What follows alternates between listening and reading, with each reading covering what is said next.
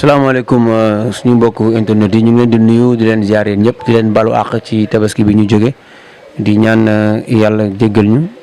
di ñaan yàlla jéggal ñu yàlla may ñu gudd fan wër xewal ak mujj gu rafet yàlla sàmm ñu sàmm njaboot yëpp di ñaan Sénégal yàlla na fi jàmm sax élection législative yi nga xam ne ñu ngi siy dugg nii dem ñu ngi ñaan yàlla na si yàlla def ndox mu sedd ba nga xam ne dañ ci dugg si bisimilah rahmaani rahim génn si ak alhamdulilah. ñëw rek tey ñëw fii seet si ki nga xam ne moo di Ameth Deme le grand champion dëkk fi nga xam ne moom moo di Thiaroye ñëpp xam ko tey moom lañ ñëw seet si ginnaaw bu mu bëree ak ki nga xam ne moom moo di Gabar bu écurie Papa Kane mu doon bëreeg moom keroog le 20. seen combat boobu noo doxoon si diggante Ameth Deme ak ki nga xam ne moom moo di Gabar Ameth Deme daan ko par KO. mu doon loo xam ne ñenn ñu bëri si ñoom pour ñoom mbetteel la parce que xamewuñu Ameth Deme li nga xam ne moom moo di xeex waaye tey ñu ñëw seet si ko pour waxtaan ak moom laaj ko ci combat boobu nga xam ne amoon na doxoon na digganteem ak Gabar la moo taxoon mu jëloon Gabar ndax Ameth Deme xam nañ ne champion la boo xam ne tey heure bi waroon na ko fekk tey fi nga xam ne tey moom la ñoom Balla Gaye toll ak ñenn ñi moom nekk fa ndax yàgg na ci làmb ji maanaam expérience am ci làmb ay moromam ci làmb ñi mu fi daan champion la. waaye léegi làmb ji ni mu tëdd ñëpp xam nañ ko Covid yi fi jaar ak yenn adversaires yi daw ak yooyu yëpp moo tax mais Ameth Deme champion la bëgg nañ xam aussi tamit mu wax ñu li nga xam ne moom mooy ay perspective am bëgg nañ aussi tam waxtaan ak Ameth Deme xam Ameth Deme mi fan la jëm waaye d'abord balaa ñuy dugg si loolu yëpp dañ koy laaj d'abord dañ koy bàyyi mu nuyoo Ameth Deme ñu ngi lay nuyu. waaw mais maa ngi leen di ziare Baye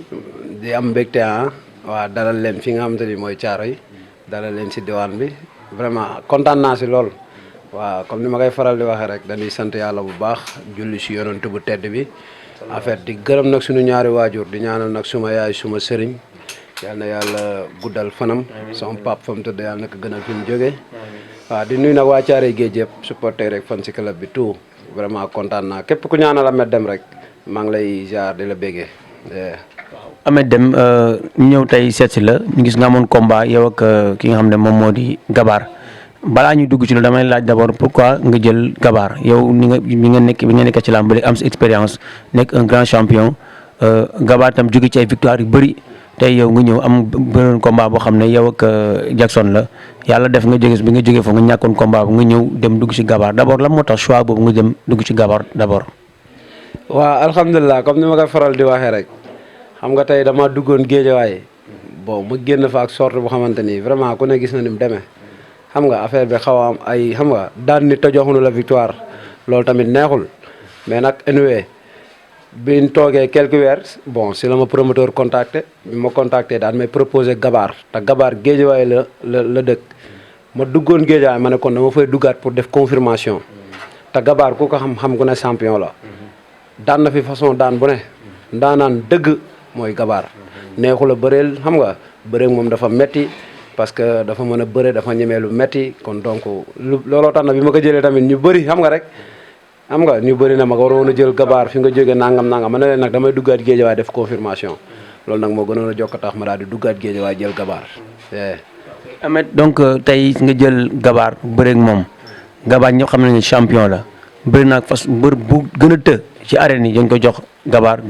bëreeg ñoom daan te day bëreeg ñoom combat yàgg soo xoolee Gabar ci bind bi da ngay jàpp ne Gabar mi xëy na du mën a tenir du mën a bëre combat bu yàgg mais combat bi mos a bëre day yàgg te day métti day xeex day nàcc te day bëre yow nga ñëw jël Gabar nan nga waajale woon sa combat boobu sa diggante Gabar. waaw Gabar comme ni nga ko waxee dafa mbër mu la gis nga bëri na 19 combats mosuma am combat ak nit di seetaan ay vidéo c'est la première fois si Gabar xam nga li ma la bi combat bi desee 2 jours si laa dugg si YouTube bi xool ay combat Gabar parce que dafa te mbër mu mel noonu faaw nga xool ka jàngat ka 19 combat laa wax de bëri naa ko te mosuma suivre ki may sama adversaire mais Gabar bon il faut ma suivre ko parce que dañuy ndaanaan ba pare dafa naqaree bëreel faaw nga xool fi nga koy jaar xam nga loolu tax nag ma xam nga mu nekk combat bu xamante ni jàngat naa ko bu baax a baax te Gabar tamit ndaanaan la xam nga man moom xam naa ne ndaanaan laa daan mais nag maa ngi koy encouragé di ko wax nag xam nga fi mu jàpp foofu la boo ko xoolee physiquement da nga naan amul doole mais gabaar man mi roof ak moom xam naa ne am na doole te yaram bi dëgër na lu raar si poids lourd sa yaram dëgër nga am doole non lu raar la yor wallahi lazim yàlla tax ma wax bi ne runkum ban jàppante parce que maa ngi bëgg a jàppal sama main gauche mais daf ma kaa xañ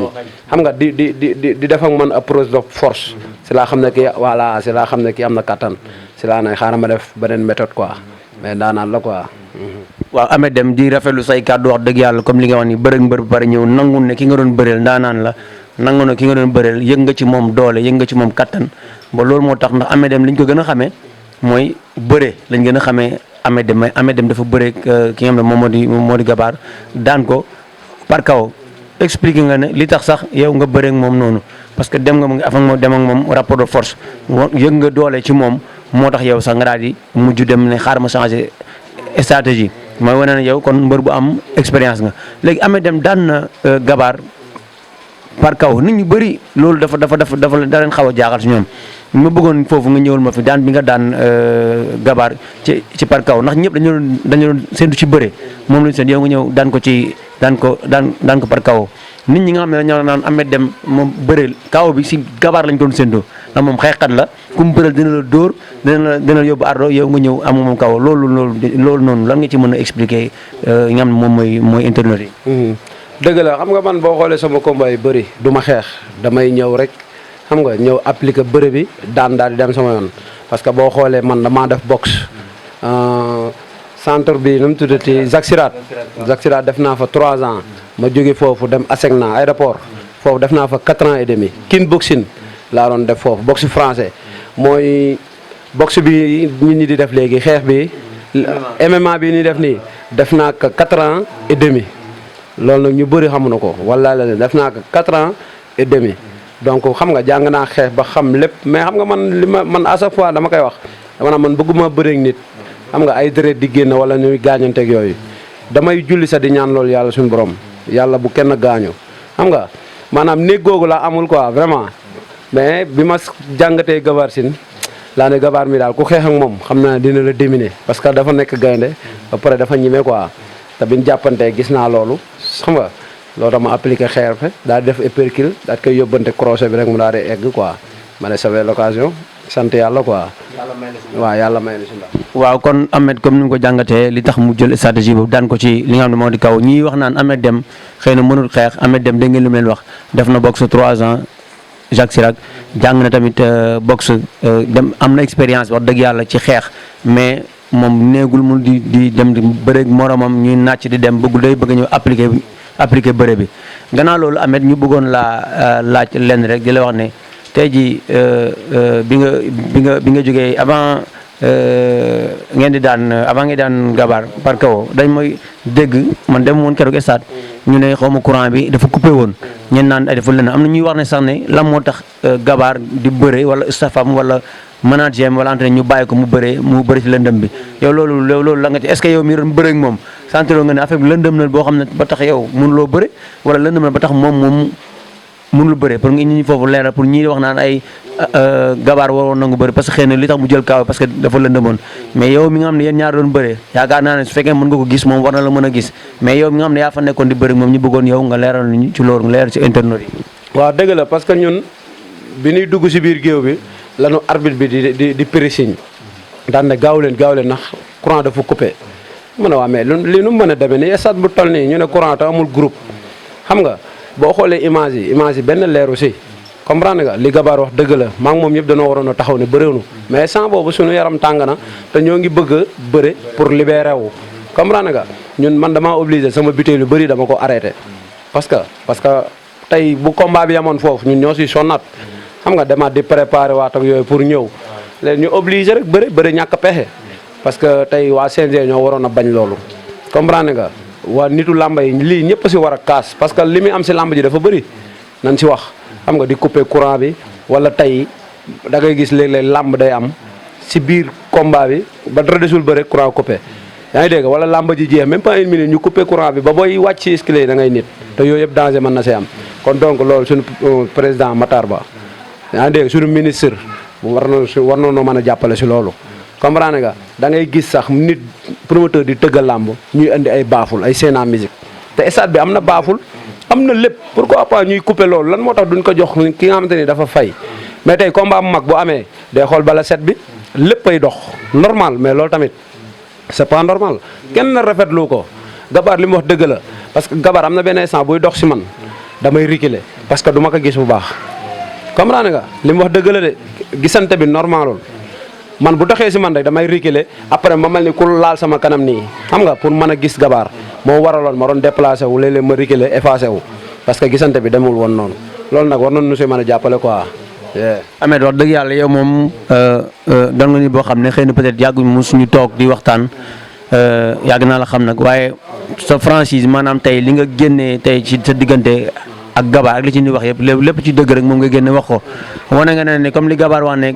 li du gabaar sax dégguma ci gabaar ci moom wax ko mais nit ñi ñoo doon wax loolu que ne affaire bi lëndëmoon na ba xëy na moom gisuloo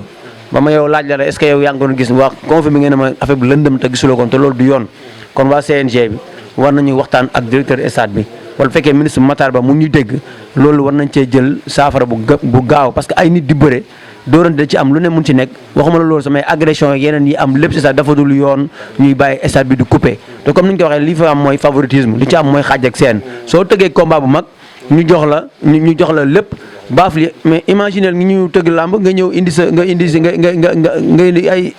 chaîne musique du yoon te stade bi am lépp bu fekkente ne stade bi moomuñu ko nañ ñu ko wax bu dee moomuñu ko dañ ñu ko abal nañ ñu ko wax loolu ministre Matar Ba la war a jóg te war nañ fexe ba stade bi li ci war a dem yëpp comme li ngeen wax dañu war a indi directeur boobu ba léegi kenn inauguré gul stade bi loolu moom war nañ jotte loolu war nañ ci dimbali te CNG itam ñu yore organisation bi war nañ mën a fexe taxaw ci loolu bu baax a baax beneen question bi ma leen laaj Ameth di laaj léegi ñu bëgg a laaj Ameth Deme fan la jëm ak ndax bi nga bëree ba pare ndax proposé woon nañ la ay adversaire na promoteur woon nañ la proposé la li nga xam ne moom moo di combat wala. waaw man damaa ne tey rek am na promoteur bu ma woo mais xam nga booy yi ñu lay imposé man nee naa leen bëreeg booy yi moom wax dëgg yàlla doy na quoi xam nga parce que boo xoolee 4 ans yu mujj yi yëpp ay booy laa doon bëreel di jël ay risque tey booy yooyu bu doon dan maa daan kon donc war nañoo wax ne Ameth génn na làmb ji xam nga risque yooyu ma def nag kon man dootuma def risque fi mu ne nii si kaw rek gars yi si kaw non nan ma jël ma bëri ak ñoom quoi jot na quoi parce que depuis boo xoolee 2006 ba léegi maa ngi bëri yaa ngi dégg am na ñu ma bëree loon 2006 xam nga ñëpp a ngi si kaw ah voilà mooy noonu mais man lan moo tax Ameth tey ko proposé Ameth ñu bàyyi ma fi dem xool leneen loolu pourquoi pas man xaw ma nag lu muy nduru yaa ngi dégg mais man nag maa mayetul benn boy chance yaa ngi dégg samay morom yi si kaw nan ñëw nu bëre dàq nu ma bëri ëpp nu ma doole yaa ngi dégg victoire yi ma am kenn amu ko si 3 défaites kese la am 3 défaites palmarès bu mel noonu limal ma yan mbër waaw 20 combats 20 combats 3 défaites waaw voilà merci beaucoup muy noonu kon donc gars yi nan ma jël nu bëre mais waaw man 3 défaites la am 20 combats samay morom kon ma imposé xam nga ñuy nekk fii di wiiri mais en tout cas daal lenn naa leen xamal wiiri jaari ndaari te bés bu yàlla ne waaw man gëm naa lépp dina changé incha allah. waaw ñuy football ak ñeneen nan leen jàppale parce que bi ñuy campagne fii danoo ñëw taxaw ne nu xam nan li ngeen di jooy dinañ leen ko matalal ba mu mat xam nga fu ne oo nan nu fa kon nan respecté loolu ñu def ko waaw nan respecté loolu lan am lu leen di wax mais ay bindal lettre man dama bindul ma benn maire ku ma mën a jàppale na nga ñëw jàppale ma quoi waaw. waaw Ameth di wax rek ne tamit su fekkente ne mun nga ciblé am nga adversaire yoo xam ne ciblé ngeen ndax champion nga dëgg la sax waroo taxaw naan jox leen ma diw di waaye da nga toll tey foo xam ne yow sa ndaw ñi nga doon may chance may nga leen chance jël nga ci risque ba génn ci tey yaa ngi tey toll foo xam sa morom yi nga xam da nga àndoon ak ñoom dem ñoom ñi daw jiitu la ca kanam xëy na nga dem yéen a ngi may jiitu mais maa ngi ñëw te yow fu mu toll nii amul kenn ku la war a mën a bañ ci làmb ñëpp nga war a bëreel képp koo xam ne da laa bañ a jël rek parce que kon leneen la soit daf laa ragal wala xëy na peut-être moom muy xalaat leneen ñu lay laaj ci yoon war nga mën a ciblé kan la sa xel jàpp ne diw mi war naa mën a bëre ak moom. xam nga boo xoolee depuis daaw damay cité ay tur mais tey mbër boo tudd turam rek maanaam da nga koy perte quoi xam nga moo ngay taxaw fee di aji mbagg te donte xoola yow yaa ko gën a baax palmarès yaa ko dàq bëre mais lambam moo xaw a tërëde rek moo tax nga tudd turam comprendre nga. mais wallaay azim laa la wax gars yi di balballu wallaay maa leen daax a bëre mais bés boo leen tuddee rek mooy perte nga leen démb wax naa ko nee naa leen géej waay moo fa duggaatee guy gi mooy tax ma dugg fa wala Lac de Guiers mais du benn boy yaa ngi dégg su ma demaatee feneen yaa ngi dégg Modou Anta kees moom si defet la jógee. saa buñ ko proposé Ahmed mu ne non. te maa ko gën a baax palmarès. mais nag toog bi muy toog nii amul benn sens day gën a taaral boppam ah bëri na yeneen mbër ah Diène Kairé man d'accord naa samay Diène Kairé sens mais à part Diène Kairé si booy bëreetuma ak keneen yaa ngi dégg am na ñeneen ak Garga 1 nag bi de moo ngi fi waaw ñooñu dañ ñëw nu bëre Garga 1 waaw Garga 1 moo ngi États-Unis voilà mais en tout cas daal bëri nañ ay morom yoo xamante ne yaa ngi dégg ñoo ngi si kaw nan ñëw nu bëre quoi mais booy moom doy na set.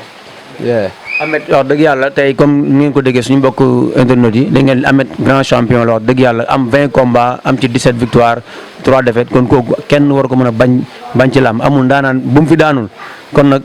sama gars yi jël leen ko ku ko jël rek da nga ko ragal. Ahmed balaa ñuy jeexal suñu émission bi ñu bëggoon ñëw rek di waxtaan ak yow ci li nga xam ne moo di yaa ngi dégg affaire mbër yi nga xam ne dañ leen di defal formation tey mu am ci 100 mbër yoo xam ne ñu ngi leen defal formation garde rapproché ñu ne si am na lu mat 600 yoo xam ne déjà formé nañ leen tey ji état du Sénégal ñuy wax ay politique de l'emploi des jeunes jamono yee passé yi dafi xewoon ci dëkk bi jeunes yi génn di saccager lu nekk ñu nekk di def président Macky Sall dégg leen wax leen ne man kat dinaa am loo xam ne comprendre naa leen léegi xam naa da ngeen a bëgg xëy dinaa fexe teg ay politique yoo xam ne yéen ñëpp incha allah da ngeen ci mën a liggéey léegi nag direction bi nga moom la fi teg ñoom ñoo war a fexe génn pour jéem a jàppale jeunesse bi ku mel ne waa direction de l'emploi ñu ngi jàppale ñu ngi jël ci mbëri ñoom ñu ngi jot a formé utal leen contrat ba ñoo ngi liggéey mais ñi jël tamit dafa néew jëleen ci mat ay 40 45 léegi nag lan ngay wax président Macky Sall ci côté bi ak formation bi mbër yi tamit ndax doo leen wax nga ban message ngay lancé pour ñu mën a ñëw ñoom tamit pour mën a ñëw bokk ci formation parce que nit ki balaa ñu lay insérer nga am liggéey da nga war a d'abord am métier am formation bañ jox la diplôme d'état pour ñu mën la insérer léegi yow lan ngay wax mbër yooyu pour ñu ndax carrière lam dafa gàtt doo si génnee da nga war a ne ci leneen lan nga leen di wax ñoom pour ñu woo leen message pour ñu mën a ñëw ñu former leen ak tam état bi lan ngeen di wax pour ñu mën leen ubbi leen bunt yi ban message ngay lancé pour ñu mën a gën a mën a jël ndaw yi pour ñu mën a liggéey. non loolu président def am na solo parce que boo nekkee si réew moom da nga war a gëstu jeunesse bi surtout tey côté bi ñu féetee tey jeunesse bi yëpp ñàkk liggéey ñàkk xëy dafay bëri surtout si côté làmb ji bëri na ay boy yoo xamante ni danoo daw sóobu si làmb ji amuñu métier amuñu dara kon donc bu demee nag tournée di jël si mbëri di leen former non loolu lu am solo la te initiative bu rafet la man de wax dëgg yàlla comme bi nga xamante ni moom laa mujjee dégg nii bu woon sama combat bi ma doon préparé kon dinaa dem bokk si su ma wóoroon ne su ma demee nii ñu jël ma kon dinaa dem mën a waaw waaw merci loolu voilà loolu mooy noonu tey boo génnee foofu nga am say diplôme am say këyit loolu da lay dimbali bu baax loolu nag rafetlu naa ko bu baax na gën a gestu jeunesse bi gën a jàppale jeunesse bi vraiment loolu moom am na solo. bu préciser waat leen rek formation boobu benn association bu ñuy wax FILS formation insertion des lutteurs du Sénégal ñoom ñoo koy def président bi tudd Cheikh Ahmadou Bamba Mboup man mii maa nekk le chargé des écuries et des écoles et du recrutement maa recruté mbëri pour ñu def si formation bi incha allah même gaba bi ñu wootee maa fexe prédel ko ba mu mun a duggaat incha allah yow tam su ma mënul dinaa fexe xool nu may def wax ak chef Matar ba loolu ñu jëm a fekkee da ngay ñëw sax nga ñëw même fekkee suba da nga ñëw naa la waat incha allah xam naa guddi parce que tamit comme ça adversaire bi ngeen bëri mu ngi fa bu ñëwee ndax ngeen gën a mën a saafonte waat incha allah parce que loolu affaire bu rafet la loolu li lay wane mbëri dañu am jom nga bëre ji barki démb ñëw malgré que ñàkk na mais dafa ñëw pour ñëw aussi loolu rek dafa daw yaram ñu ngi kenn ku nekk ñoom ñu ngi bëgg pour former lu ñaan mbëri amuñu xel ak nangam mais xam nañ bu baax ñoom li ñu bëgg di waxaat encore une fois président Macky Sall na jàppale jeunesse bi ne leen jël surtout mbër yi di wax Matar Ba tamit mooy ministre sport stade bi ñu tabaxal fii mbër yi bañ ko tabaxee yaakaar naa ne mbër ko moom arène nationale mais pourquoi arène nationale ñu jël ay yeneen sécurité ñu fay nekk te amul benn mbër bu ciy liggéey si sécurité te am nañ lu mot déjà 500 yoo xam ne ñu ngi leen formé en garde rapproché pourquoi du leen jël ñoom ñu liggéey fa ñii liggéey foofu nekk fa pourquoi duñ jël mbër yi ñu fay liggéey suñu bëréwul ñu mën a ñoom ñu liggéey foofu am fa seen xaalis kon Matar Ba yow ministre sport stade bi mbëree ko moom jëlal mbër yi recruter leen massivement ñu mën a liggéey foofu kenn ku nekk jël wërsëgam forko si di ci wax tam président Macky Sall mu gën a ñaaxaat direction yi pour ñu mën di jël ñi nga xam ne ñoom ñoo di mbëri gannaaw loolu Ahmed di la wax rek ne la ñu ngi lay wax léegi yow lan ngay tàggoo. waaw dañuy delluwaat sant yàlla rek remercier waat ñi nga xam te ni mooy waa Thiaroye muy supporter yi ak fan si club yi képp foo mën di nekk rek doon jàppale Ahmed Deme doon ko ñaanal wala nga déplacé wu ñëw stade vraiment maa ngi lay sant bu baax parce que keroog bi ñu ñëw stade danoo ñëw ak ñëw bu metti parce que daf fekk dëkk bi yëpp fees xam nga mu taw ndox voilà même ñun sa ñàkkoon nañ espoir pour ñun combat bi xam nga day yàqu kon donc gars yi def nañ le tout ba ñëw stade kon donc maa ngi sant ñëpp di gërëm nag sama waa équipe bi waaw mbër yëpp maa ngi leen di gërëm bu baax a baax jërëjëf Ahmed kontaan nañu wax dëgg yàlla Ahmed di kontaan ci émission bi nga xam def nañ ko ak yow te xam naa fii moom duñ fi am dinañ fi ñëwaat incha allahu rabbi di la ñaanal rek ndam li nga xam ne moom nga jógee yàlla na la jik yàlla na ci ay combat yu bëree bëri topp ay ndam yu bëri topp si parce que wax dëgg yàlla moom yow moom booy bëre fii moom mbëru caaro yeeg ak ñi fii yëpp ñun ñoo bokk bu ñu dee bëre ak mbëru Pikine yi ñoom la ñuy supporté kon ñu ngi lay ñaanal yàlla nga gaaw amaat combat di wax promoteur nee na Ahmed Deme mii képp ku ngeen démarché su bañee bëre ak moom rek da ko ragal grand champion la amul kenn koo xam ne daf koy bañ ci kaw nag ba suuf amul kenn koo xam ne daf ko war a bañ di ñëw rek di leen wax ne wax dëgg yàlla seen émission mu ngi doon di Ahlou Lamb di leen jox rendez-vous ba beneen yoon di nuyu waa Sénégal yëpp di wax internet yëpp ni ngeen ko deen ko suivre chaîne bi nga xam ne moom moo di Oxy7.net di leen wax ne rek ñu leen jox dig daje ba beneen yoon